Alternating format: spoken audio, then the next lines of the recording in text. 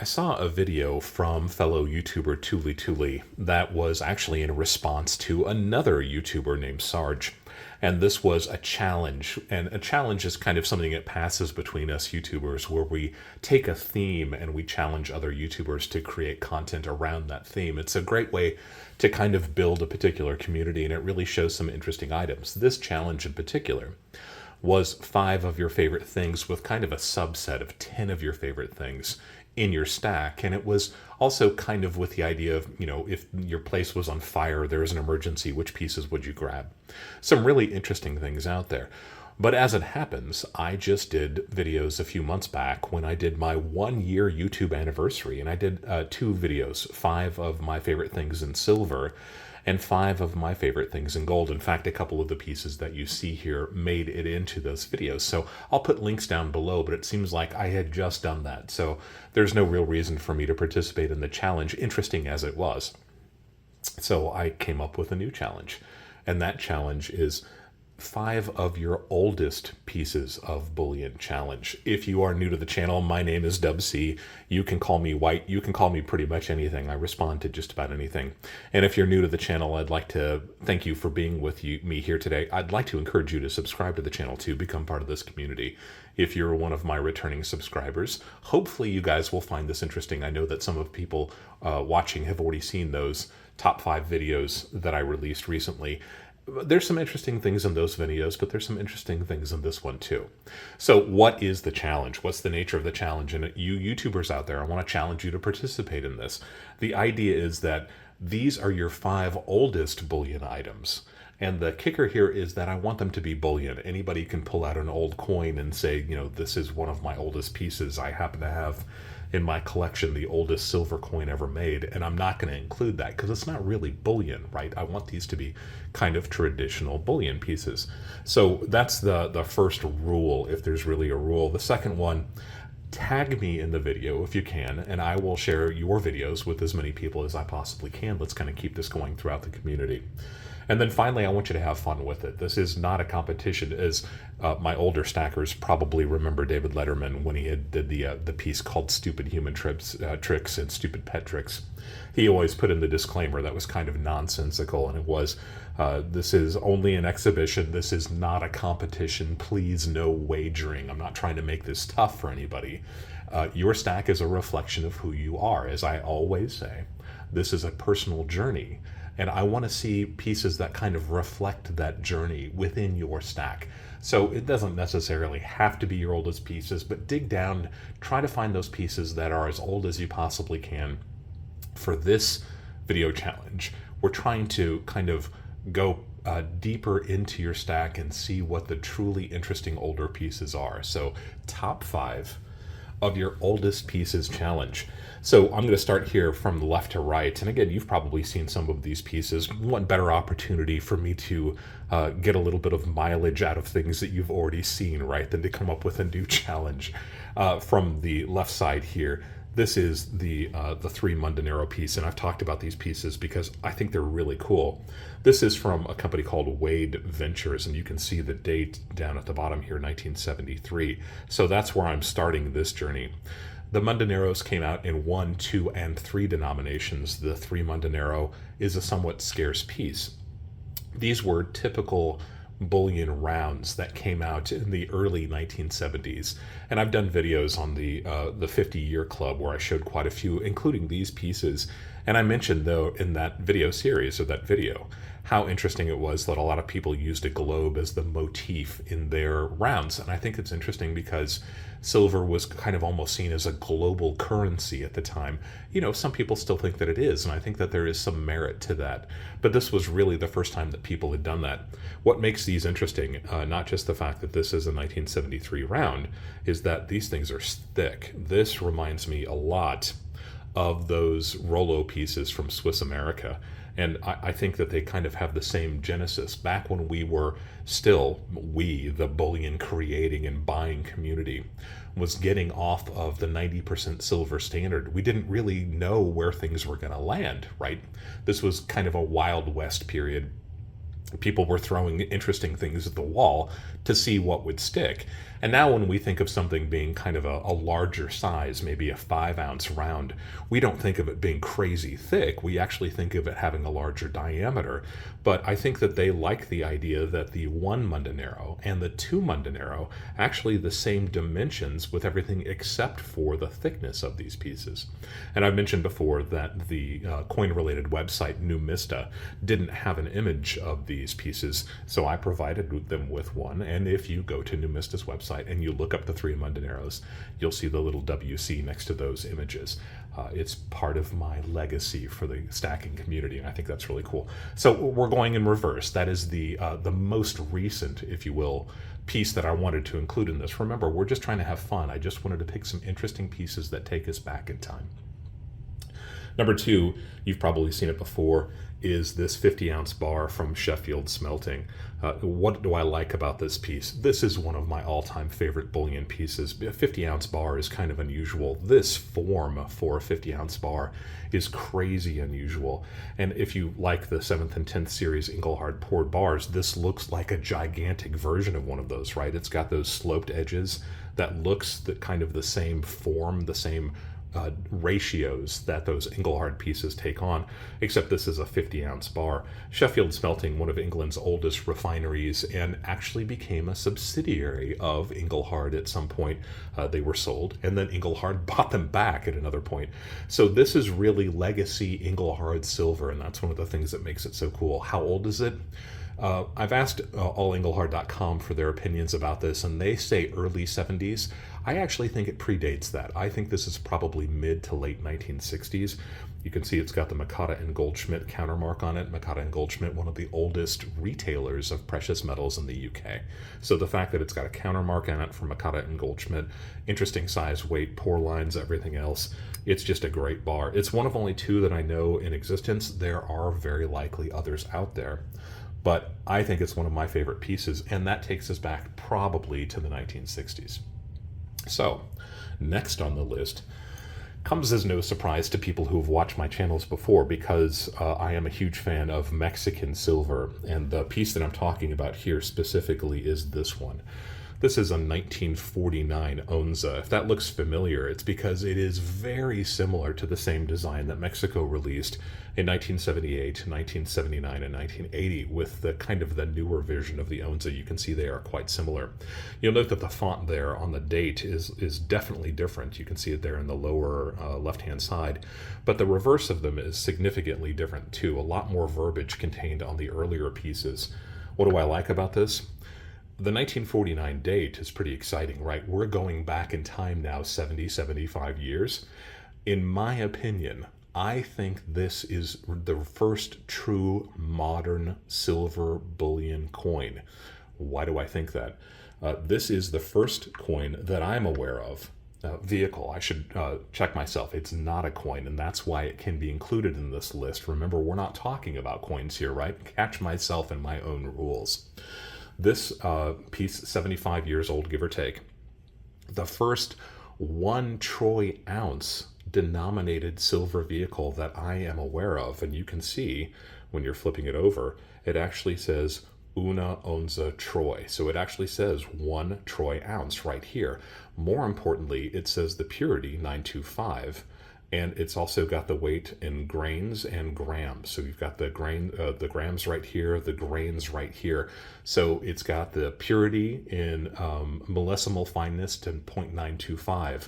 And then it's got the weight not just in grains and grams, but also troy ounces. I think this is really the grandfather of all 1 troy ounce silver bullion vehicles.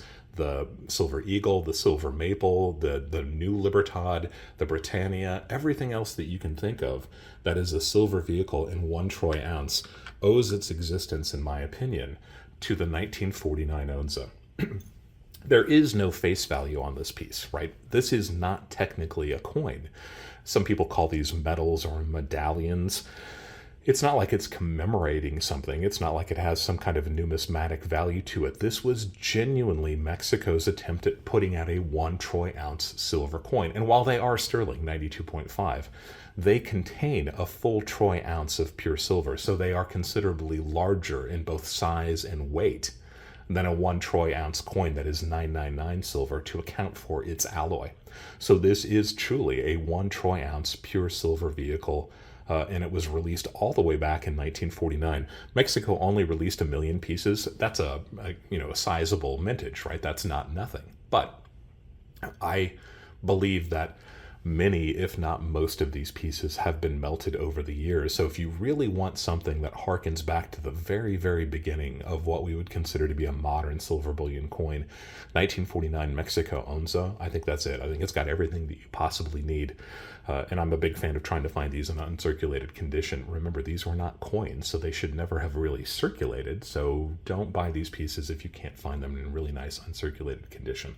These, obviously, the later versions. Going back a little bit further, is my new favorite bullion piece of all time, and probably will always be my favorite bullion piece. This is the San Francisco 5-ounce silver bar. This dates to the very late 1930s, early 1940s.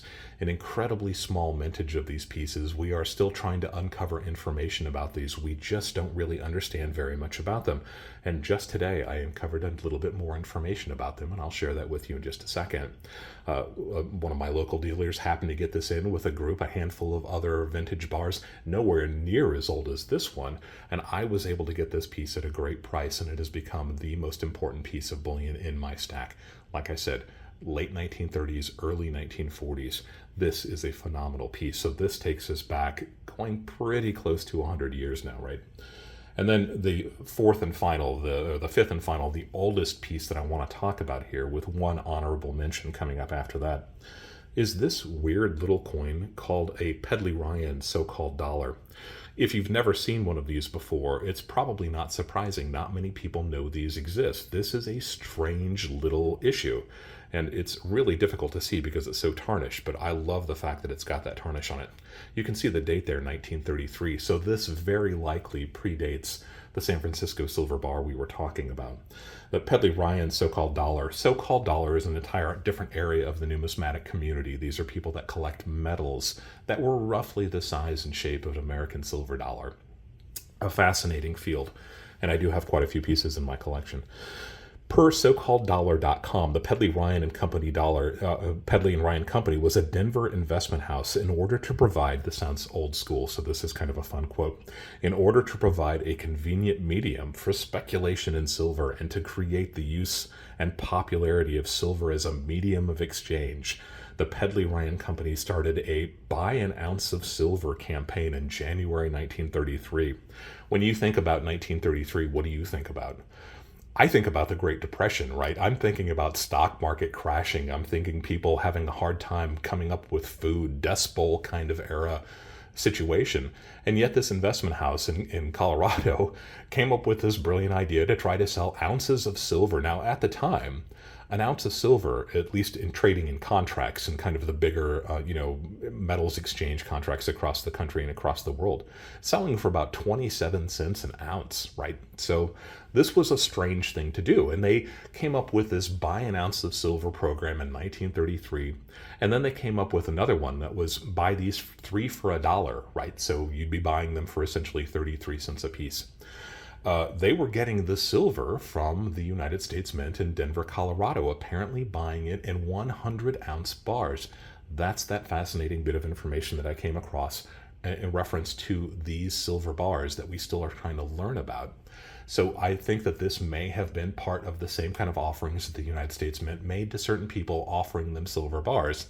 But Pedley Ryan was buying these bars, and they were coining them into things that were essentially the size of a United States silver dollar. You might call these a slug. I think that's a pretty good definition for it.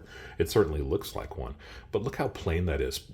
Pedley and Ryan Company, Denver. And then on the back, you can see that there is so off-center that it's it's 180, 270 degree turn here. 1933 silver, 430 grains. Can you see that? Sorry about that glare. That's it. That's all these pieces said. And apparently, according to the lore about these pieces, there was a secretary in the office at this company that was busy stamping these by hand. And they made somewhere in the order of maybe 1,000 of these. So, Buy an Ounce of Silver campaign started in January 5th of 1933. Silver at the time, limited demand, 27 cents an ounce. A silver dollar-sized slug at 433 grains. So these are measured in grains. I would call this a genuine bullion vehicle. It says that it's silver. It's measured in grains. There is no face value. It's not denominated, right? This is a privately made bullion piece, literally a way for you to buy silver. The 433 grain weight is really strange. That's not the weight of a silver dollar, right? It's not the right purity, really. It is 437 grams of avoirdupois would be an ounce. And it doesn't say troy ounce. And that's why I say that the Mexican piece really kind of is the grandfather of what we would consider to be a modern bullion piece, because this seems to be measured almost in avoirdupois. That's the same weight that we use for that bar of chocolate or that 5-pound bag of sugar. Those are the weights that we're used to when we're measuring things in the American society. Troy is reserved specifically for bullion, and this appears not to be denominated in troy ounces. It just says 433 grains. Some of these pieces, earlier versions, actually say 1 ounce, but it's not a troy ounce. It's really peculiar. A troy ounce would be 480 grains, so it's really not even close. So it's very close to an avoirdupois at 437, even though these are 433. Strange, weird, right?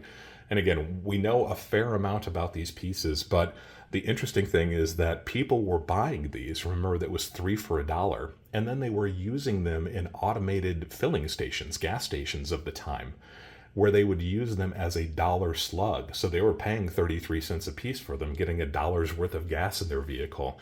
So Pedley had to make certain changes to them very, very quickly. This was borderline a counterfeit silver dollar. They couldn't stand with that. And the program closed very, very close after that. So this is something that didn't even last an entire year. It was an abject failure. It was laughably bad. These slugs that were a strange weight, a strange purity, that were ugly to look at, that were hand-stamped poorly by somebody in an office, and issued essentially in the Great Depression when nobody just had money to invest in silver. They were having a hard time putting food on the table. But I think that you can make the case that this is one of, if not the earliest example of an American round, right? That's kind of what this is. Now, I do have a piece that predates that even by 15 or 20 years. And I will talk about that in an upcoming video also. It is a very similar piece, and you may have seen it very briefly in one of my other videos, but that's a video that nobody else has even watched. So I'll do a video about this piece because I think it's really cool. So there you've got my top 5 oldest pieces, legitimate bullion. These aren't supposed to be denominated. These aren't coins. And I want you to have fun with it. I want the people watching to have fun with it. Really enjoy this. Dig out something interesting. It doesn't necessarily have to be your oldest. I just wanted to see pieces that have a little bit of age to them, some patina, some really interesting historical aspects to them. I mentioned one other honorable mention, and this is one that I kind of have to show because it predates all of these by as much as 100 years, and that's this 24 Lang bar. I've talked about this on multiple occasions. This is a great big heavy, essentially a kilo. You can see it's got that wax number on it. It says 921. I think that's actually grams. It's been mislabeled by the few people that have sold this in the past, this bar in particular. This is part of a very important collection of global, interesting ethnographic money. This nearly kilo bar of 99.9% pure silver was used on the border between China and the country of Annam, which is now Vietnam, in the opium trade. And this bar was probably made from melted down 8 reales and even American silver dollars, American trade dollars. It's a fascinating piece. This one dates between 1802 and 1883, so they're not really dated. It's hard to peg this down. My guess would be 1850, 1870. So this piece predates all of the pieces that you see here. An honorable mention piece, but it didn't really seem like it fit in with the rest of the pieces in this group. So there you go, 5 oldest pieces challenge. I expect you YouTubers to jump on this. jump on this. I will share your videos with my subscribers, and hopefully we can push people towards your channel and also show them some interesting pieces that they may not have seen before. If you have any questions about these pieces, by all means, leave a question below. If you YouTubers do pick up on this challenge, tag me in the video so I know that it's out there, and I'll watch it and I'll share it with my folks also. If you have any suggestions of other videos or even other video challenges you'd like to see, by all means, leave a comment down below and I'll get to that as soon as I can. And as always, thank you for allowing me to be a part of your journey as we go deeper into the world of coins and physical precious metals.